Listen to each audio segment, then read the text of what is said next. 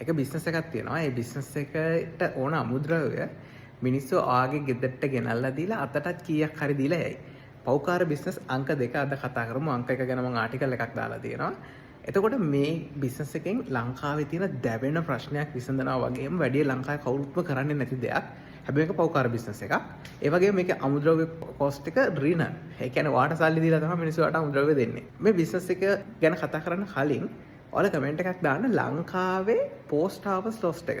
නැත්නම් පසුවස්වනු හානිය කොච්චරක් වෙන්නේ නැද්ද කියලා. Google කරන්න නැතුව ඩැමටක් ගාලා කියලා කමෙන්ට් එකක් දාන්න. ඔයාලා ඇත්තටම මේ ගැන දන්නවද කියලා.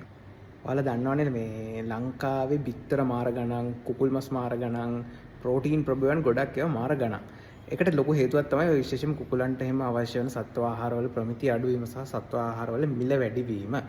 ඉතින් ඔය ප්‍රශ්නෙට තමයි අපි අපේ මේ අලුතෙන් කතා කරන්න යන පෞකාර බිස්නස් එකෙන් ඇඩ්‍රස් කරන්න යන්නේ. හරි. බ්ලැක් සෝල්ජර් ෆ්ලයි කියලා මැස්සෙක් ඉන්නවා. මේ මැස්සා ගේ පණුව තමයි අපි මේ විකුණන්න යන්නේ. මෙයාලා කුණු ගොඩවල් වල වැපෙන්නේ. මෙයාලට ඕන තරම් කුණු ගොඩවල් වල වගා කරන්න පුළුවන්. ලොකු කීටයෝ හැදෙනවා. අන්තිමට යාලා මැස්සෙක් කළා පියාඹන්න කලින් අපි මේ කීටයව මරලා ඒ කීටයව තමයි අපි සත්ව ආහාර විදිහට විකුණන්නේ. කුකුල්ලෝ ඉතාම කැමති කෑමක් තමයි මේක. 50% විතර ප්‍රෝටීන් තියෙනවා මේ කීටයගේ.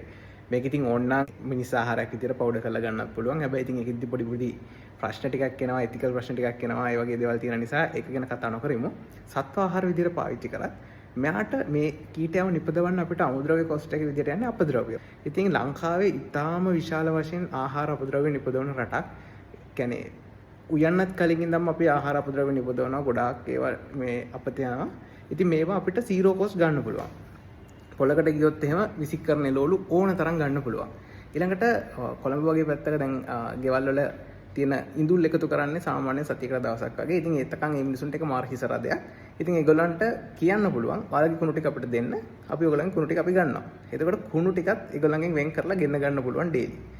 ඒ වගේම ඔය අපේ කැම්පස් එකේ එහෙමත් ගොඩාක් ලොකු එකතු කරා කුණු ආහාර කුණු වෙනම එකතු කරා. කිලෝ ගණන් එකතු කරා. දවසකට එක කුණු බක්කියක කිලෝ 10 15 වගේ ඉතුරුනා.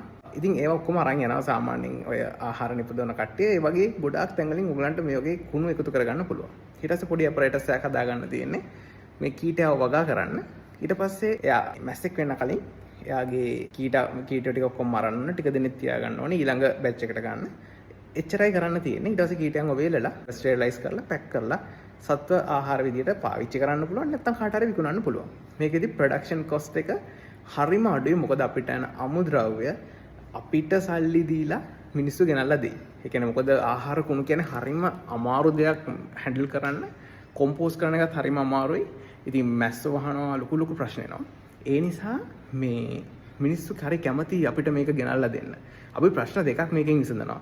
එකක් තමයි හයි ප්‍රෝටීන් සත්ව ආහාර නිපදවනවා. ඒකෙන් සත්ව ආහාර මිල අඩු වෙලා අර මිනිස්සුන්ට ගන්න ඕන ප්‍රෝටීන් වල මිලත් අඩු වෙනවා.